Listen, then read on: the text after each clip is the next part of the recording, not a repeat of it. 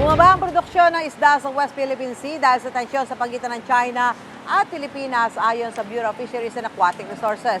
Pero sa kabila nito, hindi naman daw apektado ang supply ng isda sa mga palengke. May unang balita, si Bernadette Reyes. Binuntutan ng dalawang Chinese warship ang mga barko ng Bureau of Fisheries and Aquatic Resources o BFAR. Yan, laser. Habang tinutukan naman ng laser ang eroplano ng ahensya sa West Philippine Sea kamakailan.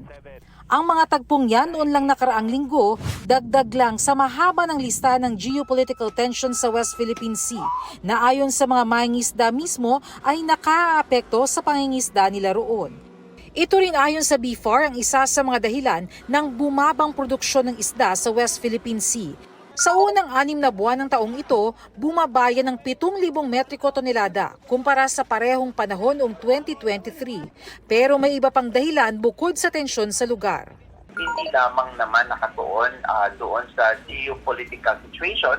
Meron din mga ibang rason like yung pagtaas ng fuel, pati rin itong El Nino na dumaan. Mahalagang source man ng isda ang West Philippine Sea, sa ngayon ay hindi apektado ang kabuang supply ng isda para maimpluwensyahan ang presyo nito. Marami rin kasing ibang pangisdaan sa Pilipinas. Ayon sa Bureau of Fisheries and Aquatic Resources, bukod sa marine catch, nakakadagdag din sa supply ang mga isda gaya ng tilapia at bangus mula sa aquaculture. Bukod dito, inaasang makakadagdag din ng supply ang imported na isda na inaasang darating sa panahon ng close fishing season.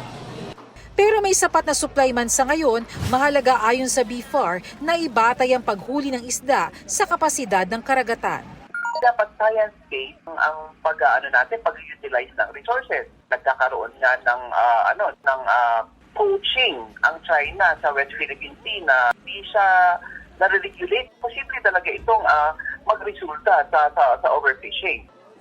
Ito ang unang balita, Bernadette Reyes para sa GMA Integrated News.